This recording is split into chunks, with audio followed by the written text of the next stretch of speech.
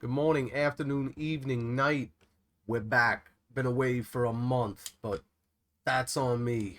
There's been a lot going on. We've been fighting for our disability, for ourselves in the process, and we got that. We got it. It's been over a year, relatively quick, but I had to do it all myself. Also, a million other things that you really don't even think about, and you almost think it's going to be easy. The fact that you're not working anymore and now you're disabled.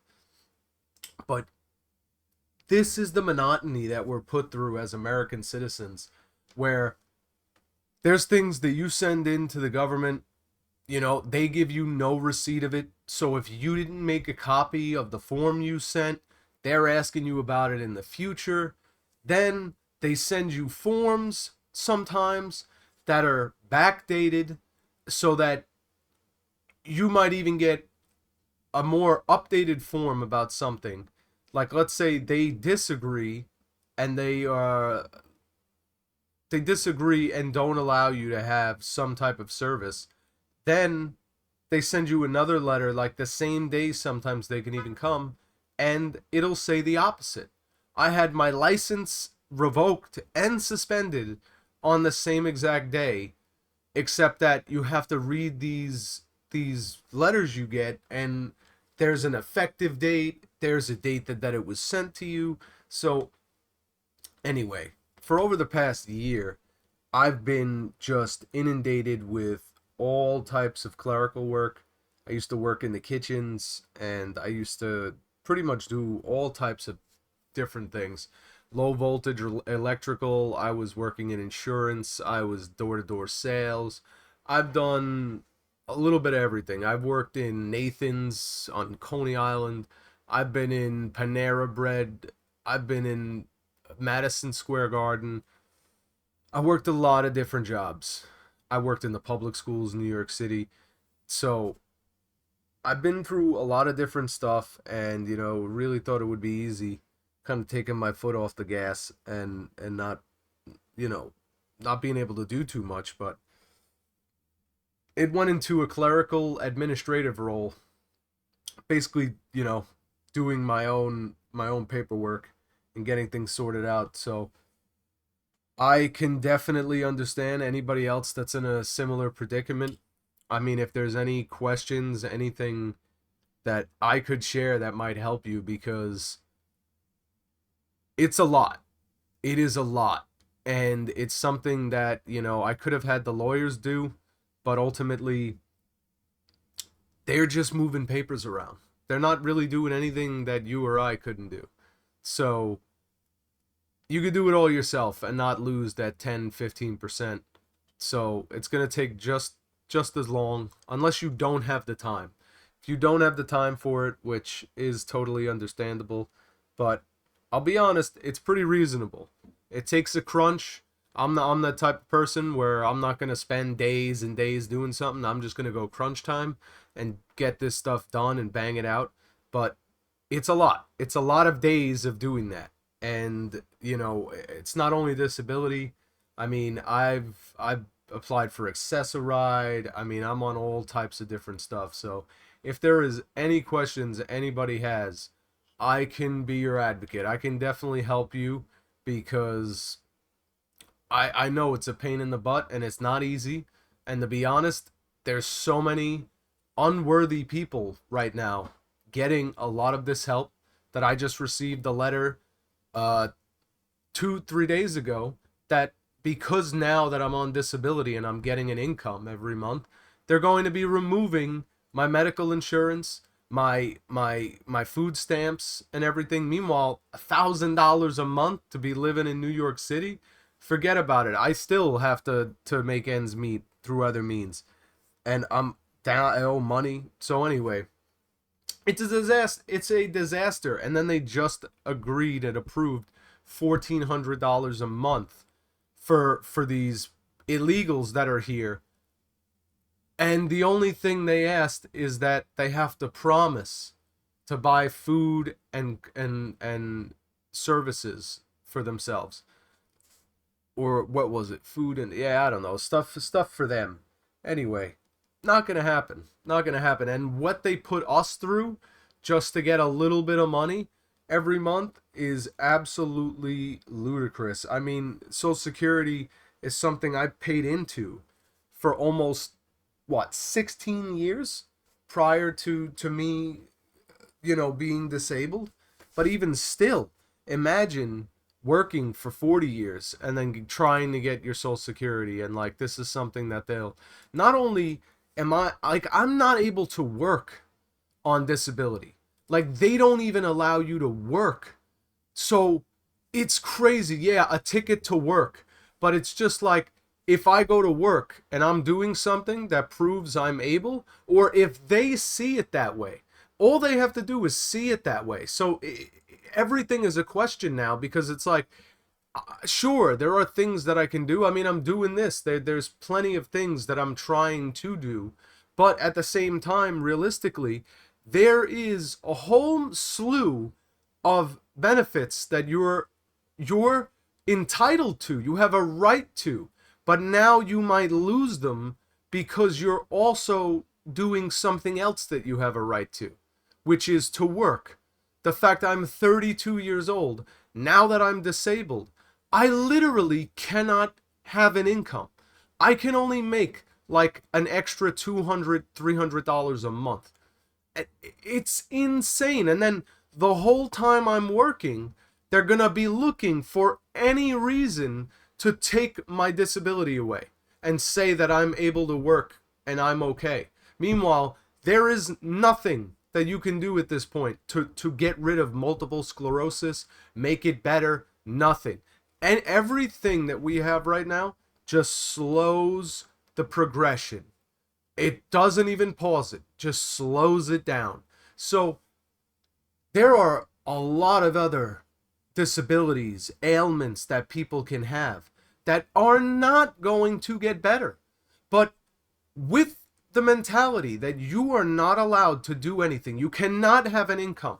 If you have an income, it's coming off of the disability. They're going to take that away from you. It is crazy. And it's barely any money. And it's something that you paid into. You deserve this money. You are entitled to it. But that's the thing with the government. You are not entitled to anything, because you have to fight for every single one of these things. Tooth and nail. Tooth and nail. And then look at the opposite right now. People who would not even qualify are somehow qualified, and they don't have to qualify in any way. They're just given money. They're given benefits. They're given freaking phones. I had to apply for a free telephone to not have to pay anything. I had to go through a process. I wasn't just given it because I crossed the state line into New York 20 years ago. Not true, actually. I was born here. Anyway, it's absolutely ridiculous what these people are going to put you through for things that you are entitled to. This entire time, my entire life, I've just been blown away by the fact that nothing has improved except for objects. Objectively, things have improved. The computers, the telephones, the pencils we use, the pens. Society has not improved. Only the objects that we use have been improved. Society is worse off in many ways than it was like 80 years ago, because the level of degradation and upkeep that has not been maintained, the degradation has increased, the level of maintenance has just declined. So sure, there's progress, but it's much to do with why we're at the point we are now. We're never reevaluating systems. We're never fixing things. We're not working on solutions. We're not trying to fix anything for the most part. Not things that have been broken for 20, 40, 60, 80, 100 years at this point. It's ridiculous. I mean, the insurance system, the environment. There are so many things. I live in a big city. I live in New York City. Why are there not like air filters? I mean, we know the why. They are not concerned with us. But seriously, we need to start talking about policy. Policy. Stop talking about politics and all of these little things. I mean, really, look at the news. Look at all the stuff that they talk about. Oh, Trump this, Trump that, Biden, blah, blah, blah. Everything is objective. Nothing, or sorry, everything is like emotional. Everything is like, can we trust this man? Is this right? Blah, blah, blah. No. What do they want to do? Does it work? Will the effects of what they say have the intended consequences? None of this is being talked about. It is the reason why we're falling apart as society. Nobody's getting people into a room and nobody's having debates. All right, the top minds of the environment. What do they have to say? Dissenting opinions, welcome. What do they have to say? Are the windmills good? Are these things that are used are made of primarily unrecyclable materials, rare earth materials that are very expensive, they're not recyclable, they're toxic, but yet we get renewable energy from them. But thousands upon thousands of birds die from these things. They need to be maintained. They provide very few jobs. It's not something that is just without its recourse. There's always a give and a take with everything. It's not just renewable energy. It's obviously something that, we need to think about on a realistic level. We need the people who are in the field using these things. We need the people making them. We need the people designing them. We need the people theorizing about them. All together, we need them talking. Okay, what's the number one problem we have in the field with the workers that are trying to repair these things? Okay, well, it's the getting to the height, doing the maintenance, whatever it might be. But if people are not talking about this stuff, we're never going to come to solutions. And when we do, they're going to be compartmentalized in a box. Okay, well, this guy thinks it works, so his company's doing it, and everybody else is in disagreement, and the world's going crazy, and it's like nuclear power all over again. You can't even actually make any headway because of propaganda, misinformation. Nobody of any renown on the subject speaking about it. Just get all these people, the victims of Okinawa who were, irradiated to death for 6 generations.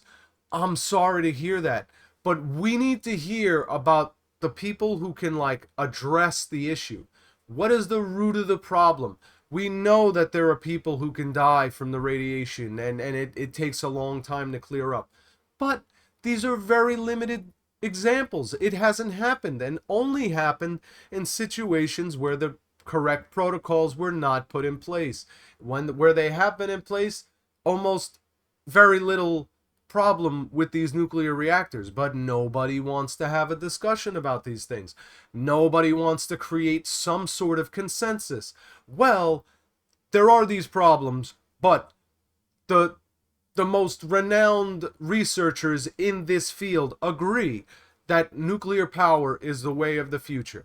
And then it stays like that. No, now it's the German East India Company disagrees because their radioactive solution might be better. And it's like, sure, let's just talk about these things, to be quite honest.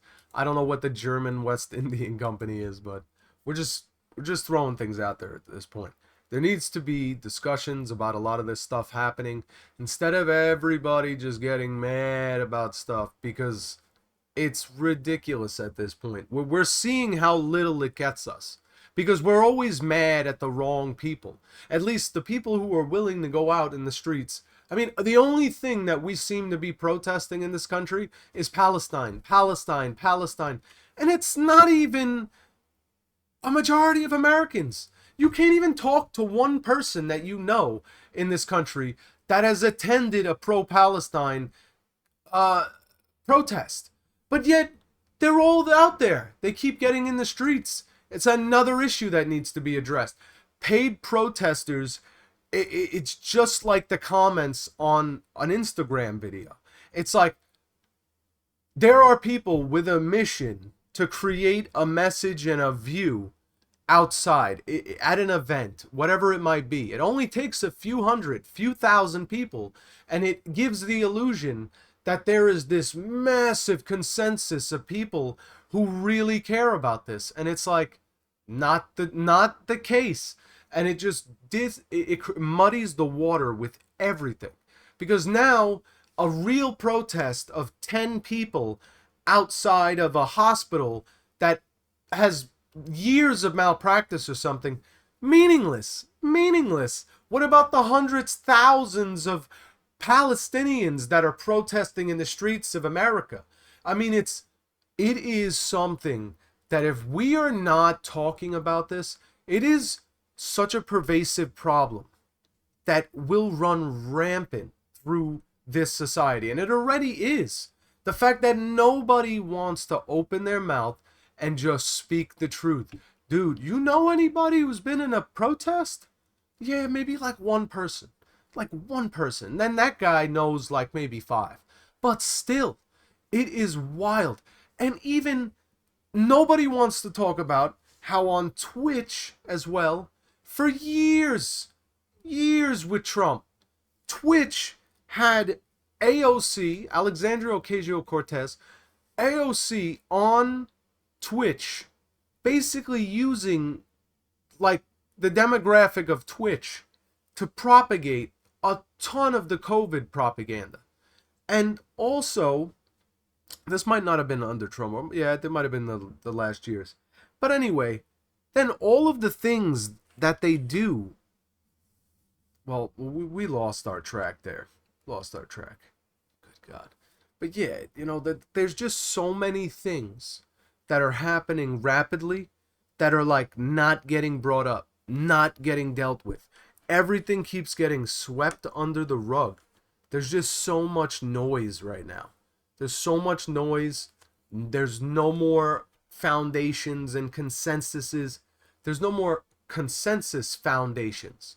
Like, there are no groups of trustable people anymore. Nobody can agree on anything when it comes to who are the people responsible for X. There is no more consensus on any of that in every category. And the minute that somebody proclaims to be, I know what I'm talking about, that's it. He has no idea what he's talking about. He's been a racist since he's 12 years old. It's absolutely mind-boggling